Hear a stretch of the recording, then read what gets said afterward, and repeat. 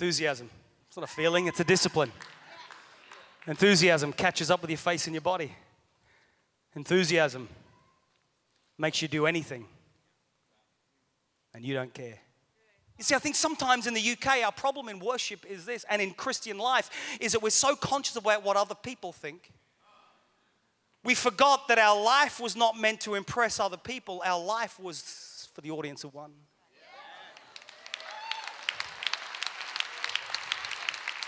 I got to finish. Kurt, come on up here. Would you join me on stage, please? Kurt, I need you to come and sit here. Would you do that? Just come and sit here, face that way. You're going to be Judas, okay? No, in fact, you're going to be Thomas. You're going to be Thomas. Andy, you're going to be Judas. Come on up here, Judas.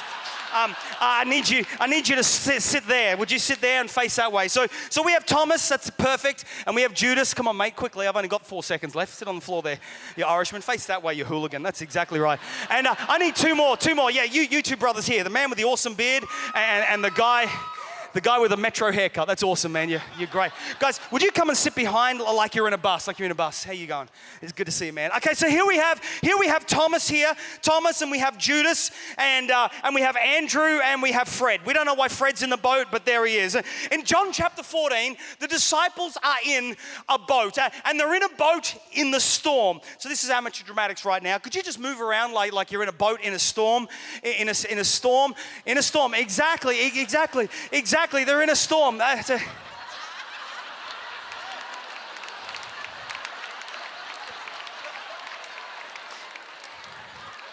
called an extrovert. He's a Pentecostal. I'm Peter. Judas. Thomas. Who are you? Fred. Andrew. Peter. John 14, you read it. They're in a boat. They are freaking out, man. They are freaking out. And Peter looks across and he sees Jesus walking on the water. Now, what did that look like, Jesus walking on the water? What did it look like? I mean, the water didn't part for him. This was not Moses with a staff. Jesus didn't hover. He's walking on the water in a storm. Now, let me just see if I can mess with your heads. You asked for this, okay? Don't email me, okay? Jesus walking, what did that look like? I reckon he walked up one side of the wave and surfed down the other.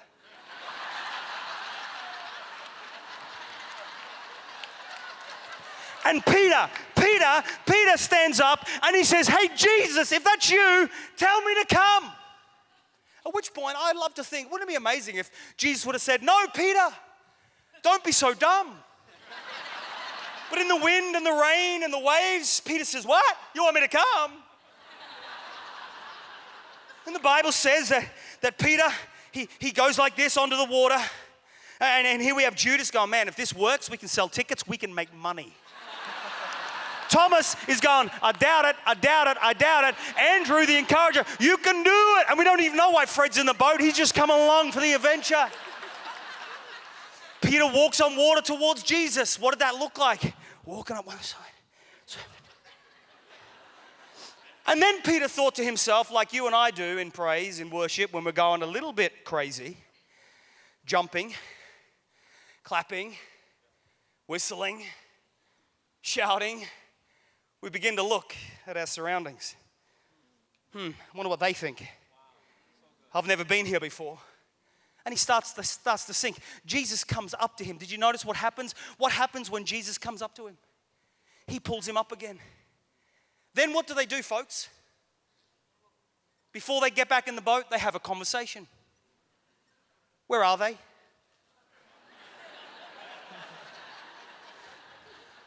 Peter, what's going on? Jesus, I've never done this crazy stuff before. I'm conservative. I'm an introvert. I don't care, man. You're in me. You're in God. You're in Entheos. Then the Bible says they got back into the boat. What did that look like? Jesus and Peter holding hands, surfing down the wave, get back into the boat. I asked this question. What made Peter walk on water? Faith. We think that because that was the conversation. But I want to suggest it was a little bit more than faith. If we were making a pie, then faith would definitely be an ingredient. But I want to suggest that the thing that made Peter do the impossible, to buck the trend of what was natural, was enthusiasm. Hey, Peter was enthusiastic whatever he did. denying Jesus, cutting ears off people. He did it with enthusiasm. The other reason I know that it was enthusiasm that made him do the impossible, he didn't care, is that enthusiasm, entheos, in God means three things. It means to rave, to go into raptures, and to go. So Jesus, I've never done this before, but I'm about to do the impossible. Come on around this place. Let's stand on our feet. Let's give God a shout of praise. Let's give God a shout of praise. Let's give God a shout of praise.